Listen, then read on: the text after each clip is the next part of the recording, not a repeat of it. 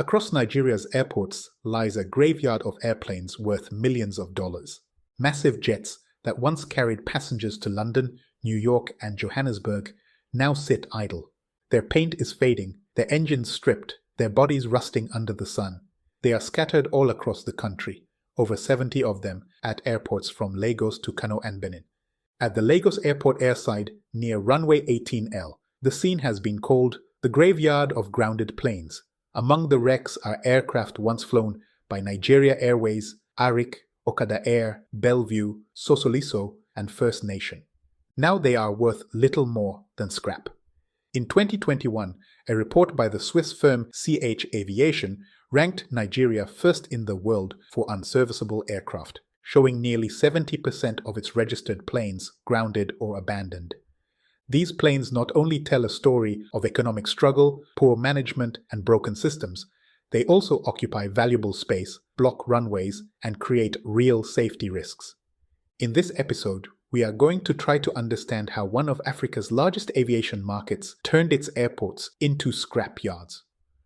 The short answer lies in a long trail of corruption, debt, and mismanagement. It began with Nigeria Airways, the country's former national carrier. Created in 1958, it was once a symbol of pride, flying to London, New York, and Jeddah. But by the early 2000s, it had collapsed under a mountain of debt, over $500 million. Officials signed fraudulent contracts, sold working aircraft as junk, and used the airline's funds for personal gain. Even routes were chosen based on political favoritism, not profitability. 20 senior officials were indicted, but none were prosecuted. Nigeria Airways was liquidated, leaving a wreckage and a blueprint for failure. After its fall, private airlines rose quickly and fell just as fast. In the last 3 decades, more than 30 Nigerian airlines have disappeared. Arik, Chanchangi, Bellevue, Sosoliso, and First Nation, all gone. Arik Air alone owed more than $900 million when the government took it over in 2017. These airlines all faced the same crushing reality.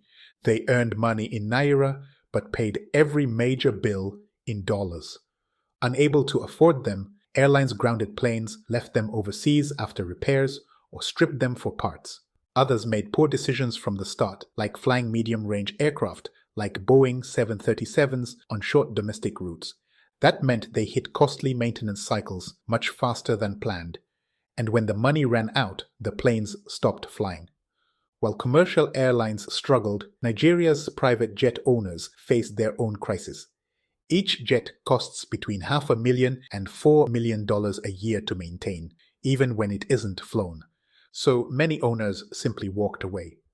Customs later discovered that at least 30 private jets had never paid import duties at all.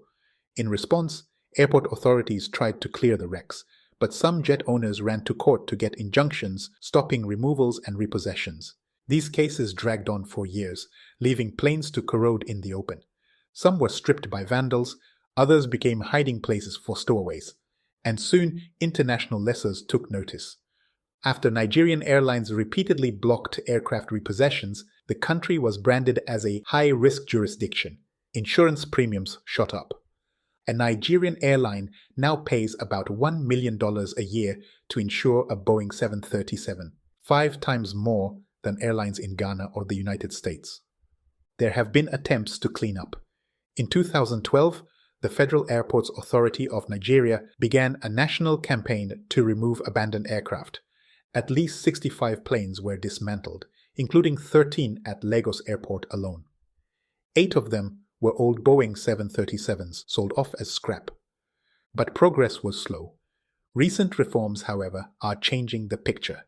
To repair its reputation, Nigeria began enforcing the Cape Town Convention, an international agreement protecting aircraft lessors and investors.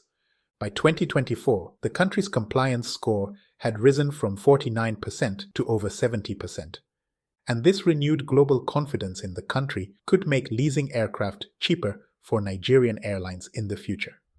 What's your opinion on this? How can Nigerian airports turn these abandoned planes into something useful while avoiding heavy sanction for the whole industry and stop the graveyard from growing? Let me know in the comments.